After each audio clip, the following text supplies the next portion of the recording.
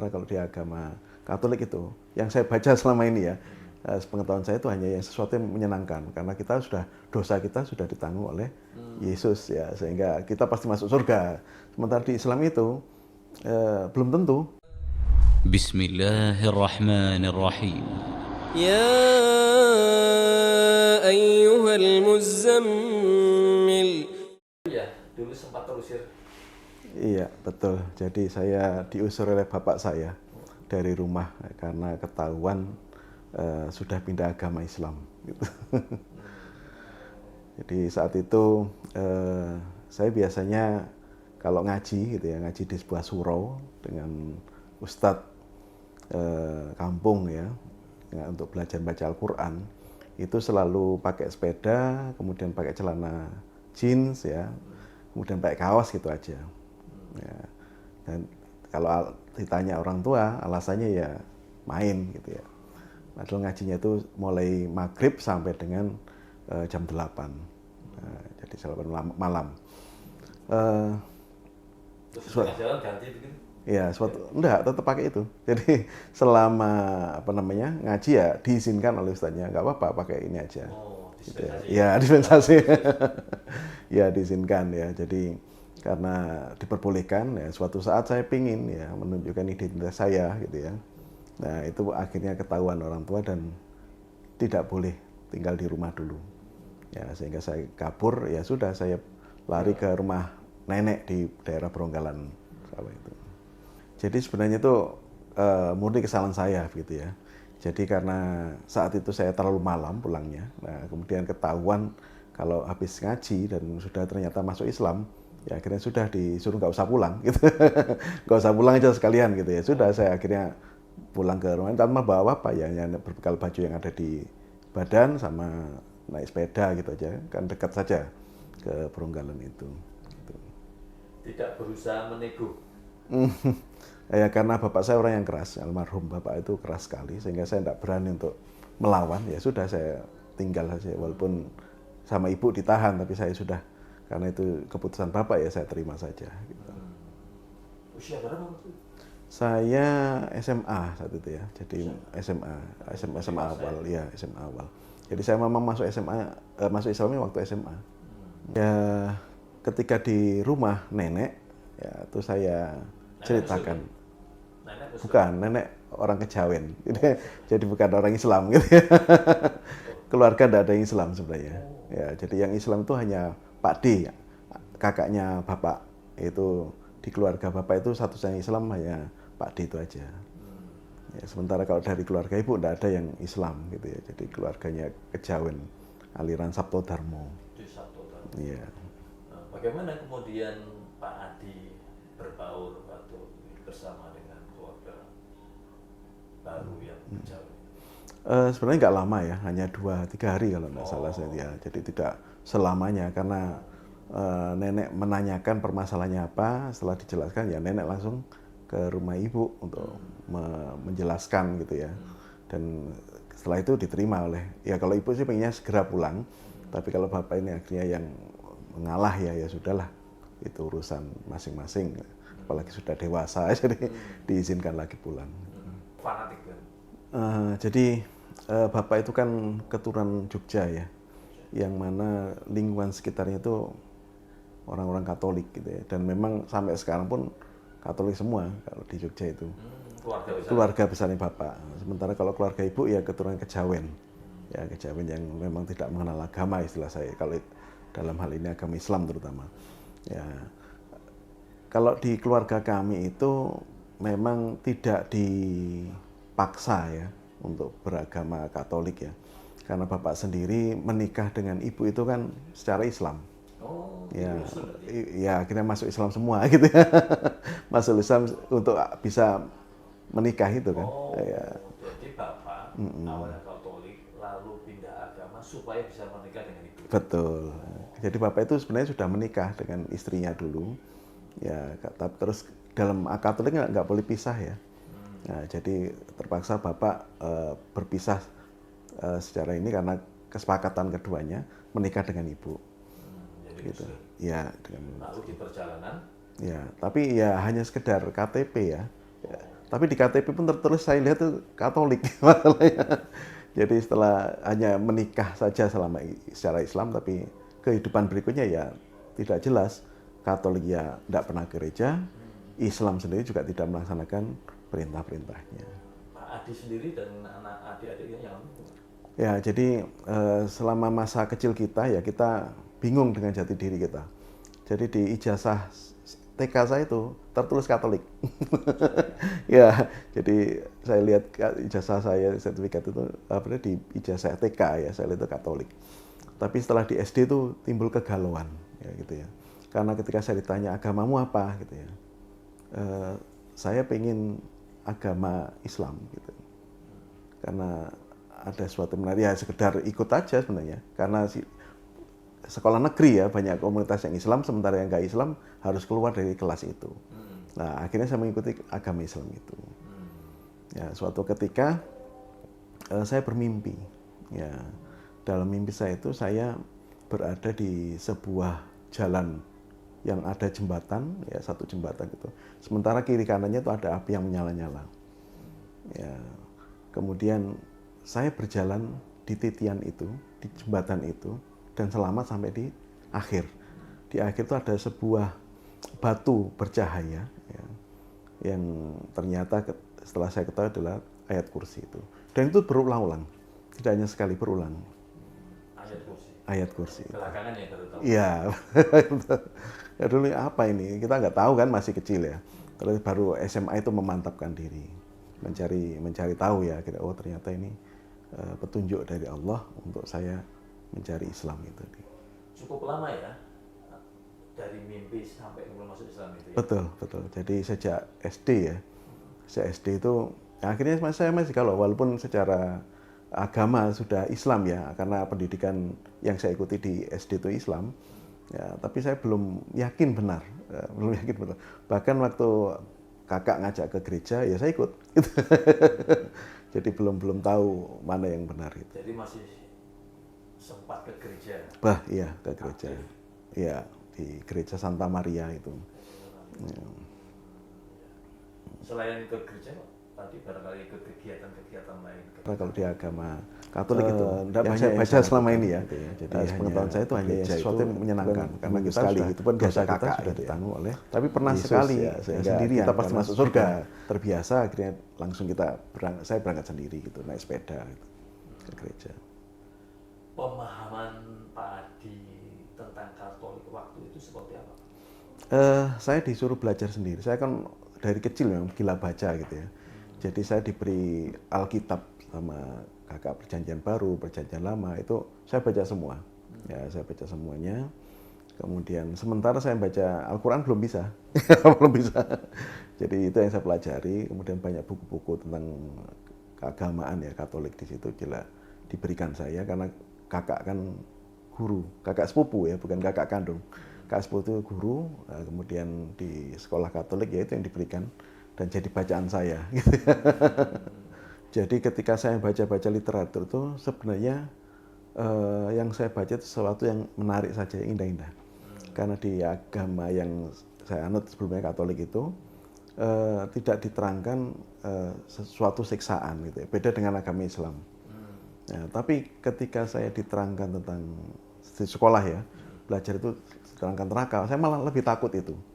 Ya, jadi kehidupan saya di akhir nanti ternyata belum tentu saya itu enak. Sementara kalau di agama Katolik itu, yang saya baca selama ini ya, pengetahuan saya itu hanya yang sesuatu yang menyenangkan. Karena dosa kita sudah ditanggung oleh Yesus ya, sehingga kita pasti masuk surga. Sementara di Islam itu belum tentu, tergantung amal kebaikan masing-masing. Nah itu yang membuat saya takut. Ya, jadi tiba-tiba saya ingin sholat ya, karena takut, tapi ya setelah itu berubah lagi gitu ya. Naik turun. Jadi memang benar ya ada pemahaman bahwa karena ada penebusan dosa itu, betul.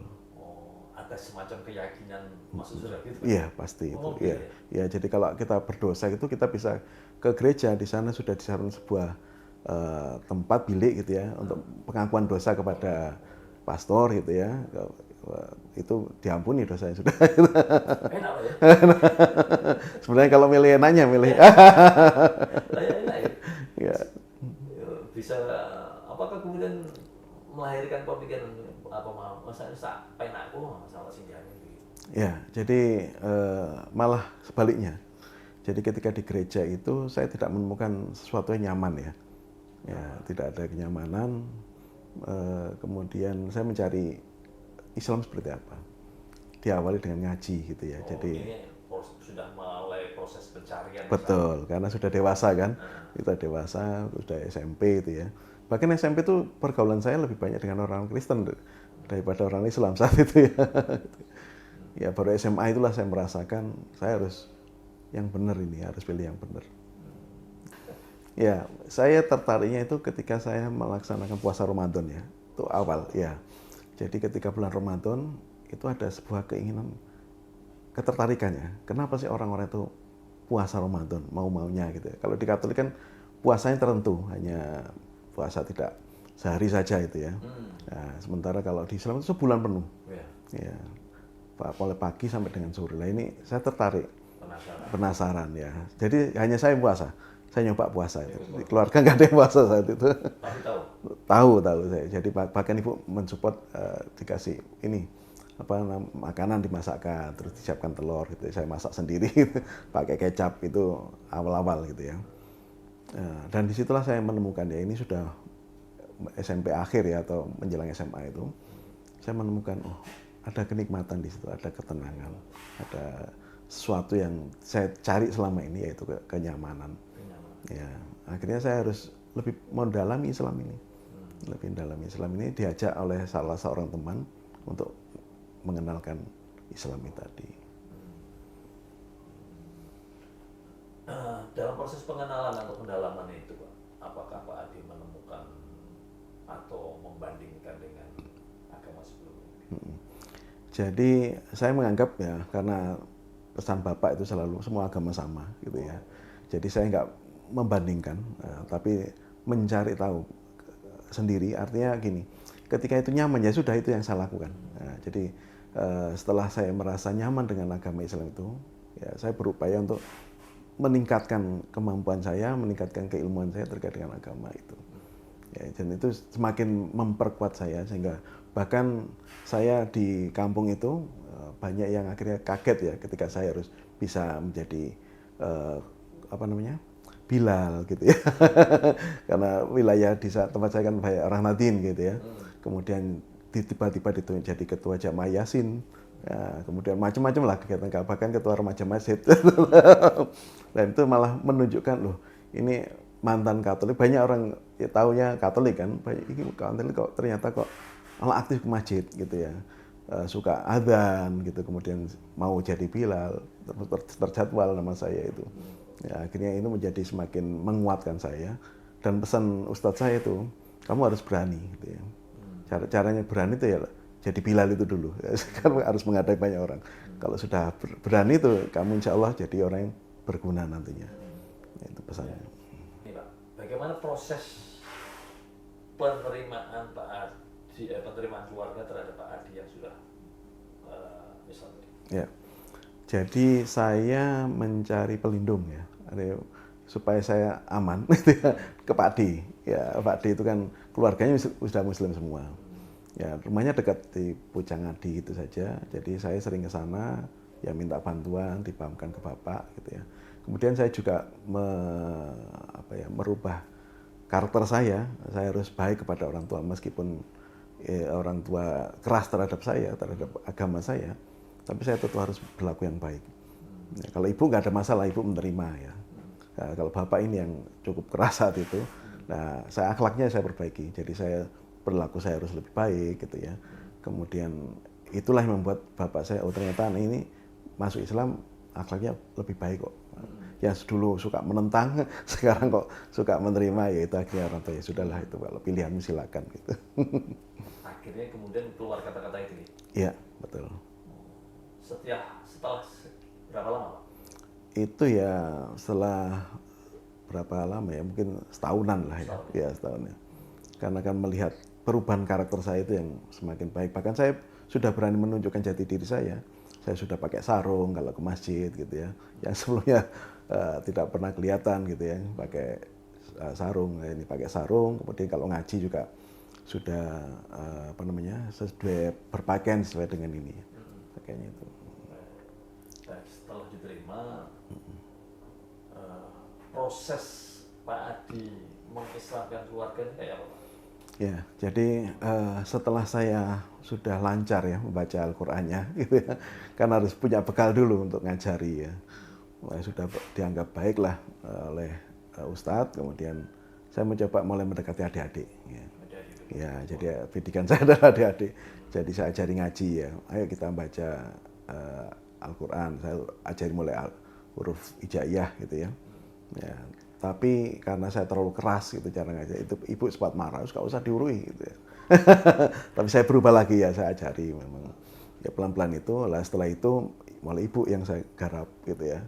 Yang karena dekat dengan saya, ya ibu yang setelah adik-adik sudah bagus, sudah baik, ibu terakhir memang bapak, hanya saja bapak itu bersikukuh ya, bahwa asalnya agama itu sama, jadi ini sudah pilihan hidupku. Tapi di dalam perjalanan menjelang wafat itu ya, nah itu bapak saya ajak, ayo Pak kita baca syahadat gitu. Ayo saya ajari baca Al-Fatihah gitu pelan-pelan. Dan alhamdulillah mau, jadi alhamdulillah mau, bapak merasa kok nyaman ya kok kalau baca Al-Fatihah ini, kok badanku agak sedikit enak. Nah, akhirnya saya ajak ulang. Walaupun kakak sepupu kadang juga datang ngajari puji-pujian. Sepupu masih Katolik. Iya, betul. Kakak sepupu sampai sekarang masih Katolik. Jadi belum berebut dong, Pak? Iya, betul. Nah, jadi betul-betul persaingan. Bahkan termasuk ketika memakamkan itu, kakak berharap dimakamkan di Kembang Kuning. Gitu ya. Kakak sepupu ya? Kakak sepupu, betul kakak sepupu. Karena KTP-nya masih Katolik, betul ya. Tapi KTP sudah Islam, sudah saya rubah sendiri sebelum. Nah, saya tunjukkan ke Pak Mudin ya. Pak Mudin aja nggak mau nyolati karena tahunnya Katolik. Setelah saya tunjukkan ini loh Islam, nah, sehingga saya izin dimakamkan di makam Islam.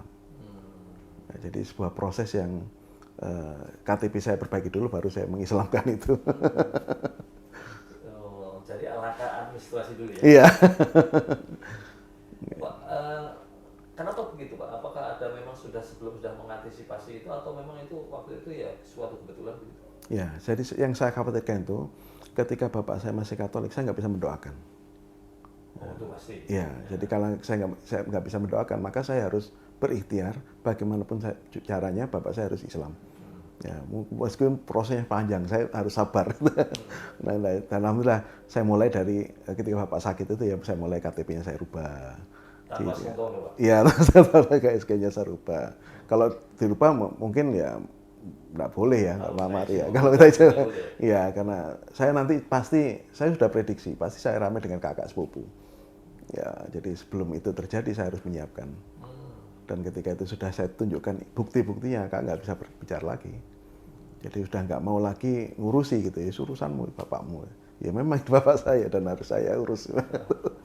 Ya saya takut ya kalau nanti bapak nggak bisa saya doakan, betapa sakitnya saya gitu. Memang sepupunya aktif Pak? Oh, aktif. Jadi kakak sepupu itu keluarganya Katolik semua sampai sekarang, aktif. Ya karena saya anak pertama ya.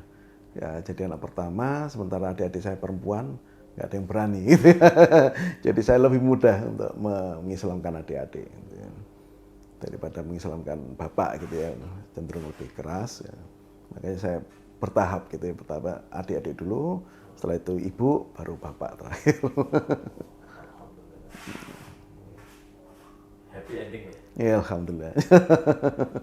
Ya mungkin cara Pak Adi ini bisa dipakai mungkin ya, untuk proses mengislamkan keluarga ini.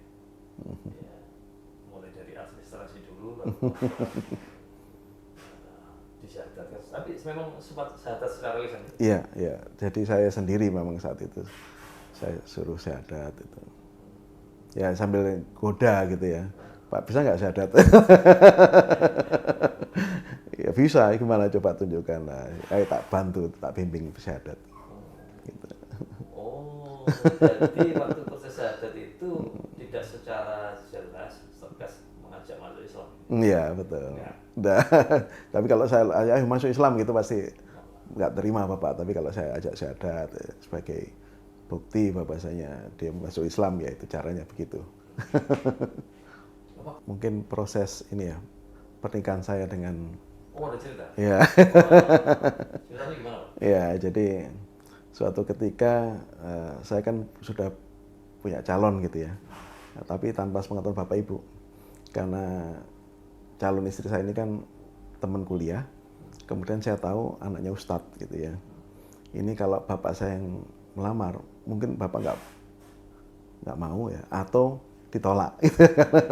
Ya, strateginya saya yang minta sendiri. Jadi saya ke Pacitan ya, istri saya orang Pacitan.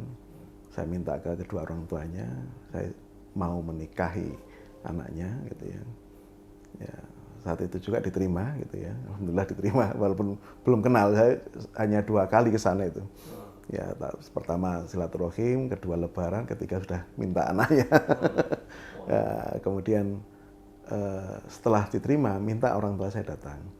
Ya, kakak sepupu saya itu sama bapak yang berangkat untuk minta itu. Nah, disitulah kaget keluarga besar istri, kaget, loh kok Katolik? Lah anaknya apa? Lah kakak itu ya, kalau anaknya ini Islamnya sudah baik, anaknya rajin ibadah, oh ya sudah diterima. Gitu. Termasuk waktu prosesi pernikahan, kakak pinginnya jadi saksi. Gitu. Ya, dalam itu nggak boleh. Jadi yang jadi saksi yang boleh hanya orang Islam. Akhirnya saya ajak sekretaris saya, kebetulan saya ketua remaja masjid ya, sekretaris saya sudah kamu saksi aja.